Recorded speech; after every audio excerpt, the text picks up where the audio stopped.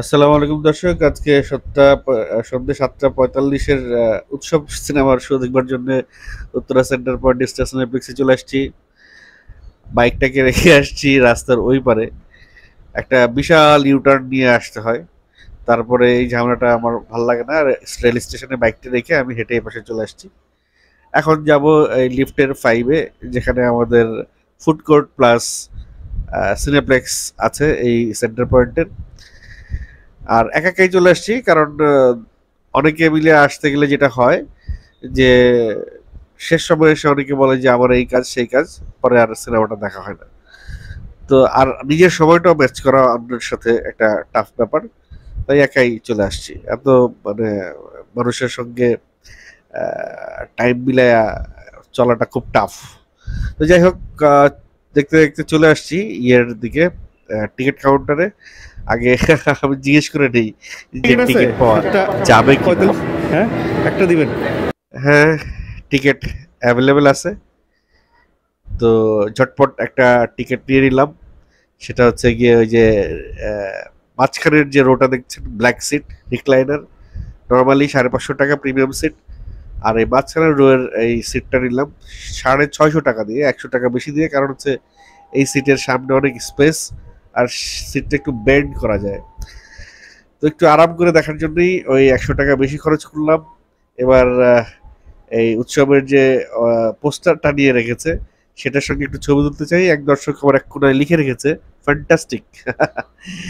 যাই হোক, এখানে দাঁড়িয়ে কয়েকটা সেলফি তুলে নিব। তারপরে এবার সেলফি তোলার পালা শেষ।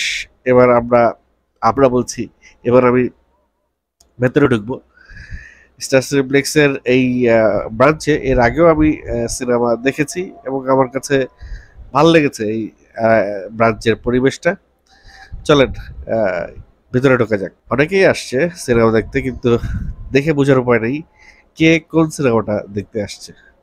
যাই হোক, চলেন ভেতরে ঢুকি। হ্যাঁ, আমার টিকিটটা দিয়ে আমার একটা টিকিটের অংশ ছিঁড়ে নিল, তারপর আমি ঢুকে গেলাম।